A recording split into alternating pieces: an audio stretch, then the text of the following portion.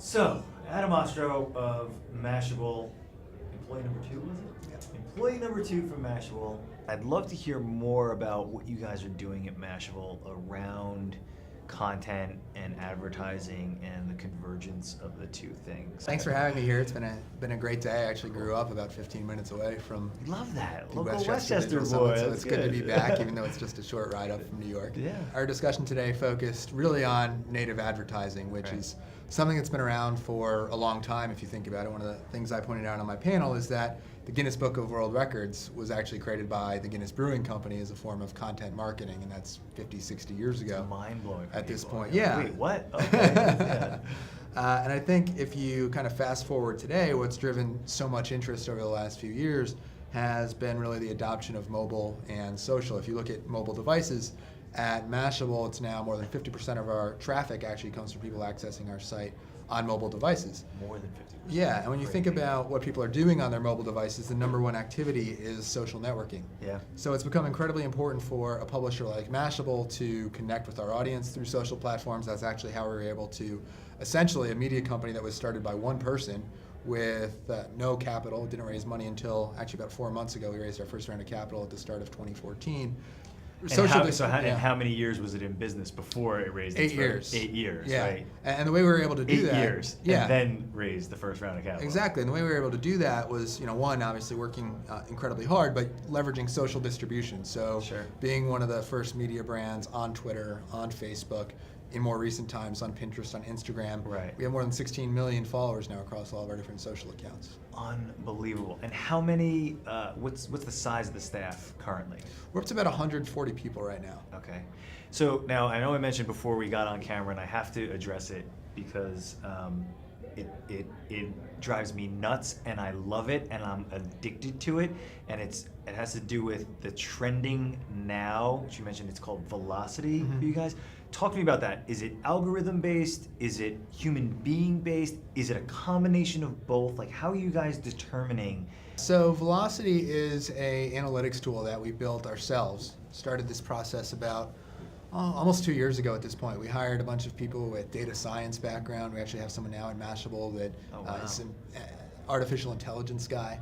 So that's really yeah, cool. not the typical types of people you would expect to work at a media company. Wow. But essentially, what got us started down this path is really in the early days, and when we were building Mashable, the way we found our stories was through constantly checking Twitter, constantly checking feeds, paying attention. and just intuition really in terms of knowing what our audience wants. But that can only scale so far, right? Yeah, sure. So what we started to think about is, are there ways that we can algorithmically determine stories with high viral potential? Right. So what we started to do about 2 years ago is build a platform we call Velocity, which essentially scours all of those sources that we've come to find as being incredibly viral, or places where viral content tends to break out, and analyze what are the stories that are about to be viral in the next 4 hours, next 8 hours, next day, and start to make predictions about their shareability. Right. So how that works today is our editorial team has a Velocity dashboard that they use, which informs them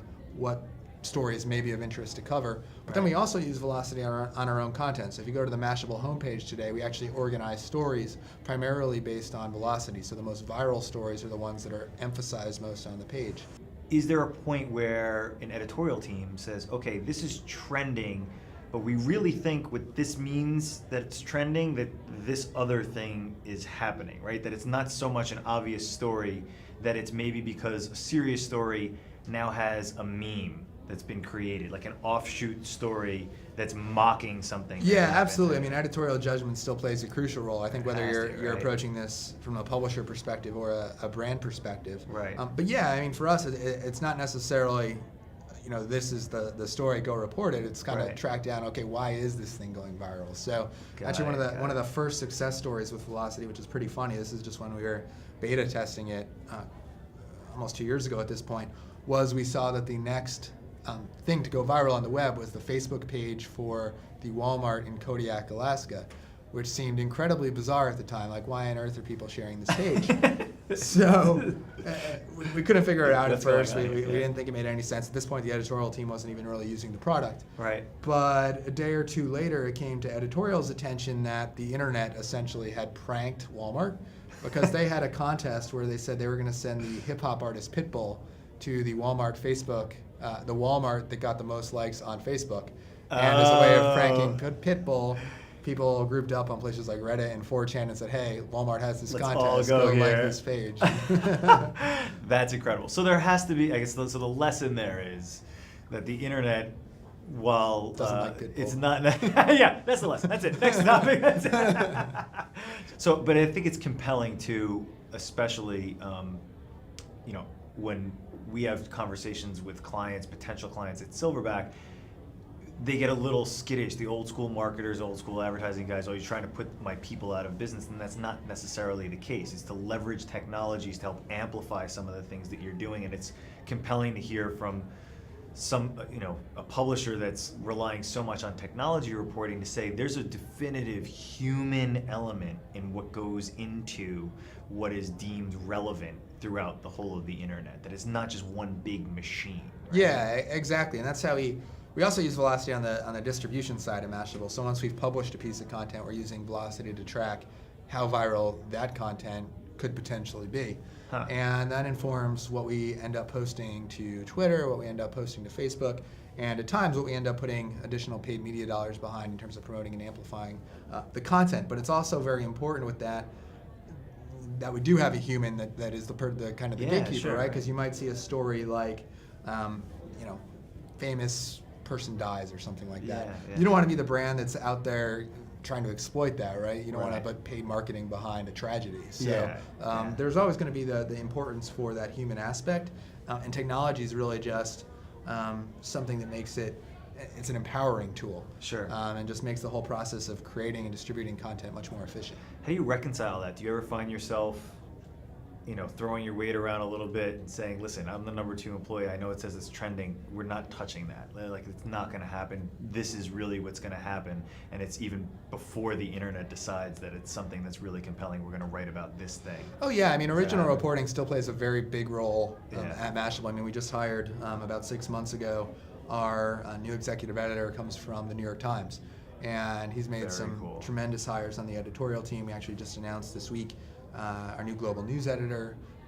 We hired an entertainment editor, Josh Dickey, who actually broke the news that Stephen Colbert was going to be David Letterman's replacement. Wow. So original reporting still plays a very big role in what we do, and Velocity is really just a tool for, again, empowering the staff in terms of, like, these are things that may be important hours from now. Do you find that there's a sense of, obviously I am the demo, right? I'm in it, I'm living it, I'm breathing it. I love the content that you guys provide.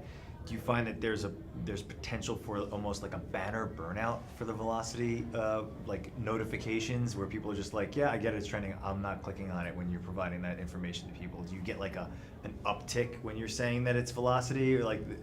Yeah, and that's another thing that analytics can help you solve, right? If you notice that, for instance, people are unsubscribing from Velocity alerts, and alerts are something we have in our Android app, and we also have alerts via email. Yeah. And even via Google Glass, actually, if you're very cool. If you're on Google Glass. Cool. But that's kind of one of those analytics challenges, right? If we find that we have 5 Velocity alerts go out in a day, and all of a sudden we had a bunch of unsubscribes, that's an indication to us that, okay, maybe we need to make the threshold for what constitutes an alert a little bit higher. Right.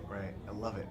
Absolutely fascinating stuff, hugely compelling, definitively at the tip of the spear for all things tech. Thank you for being here. Yeah, thank you. Really appreciate it, man. Thanks very much.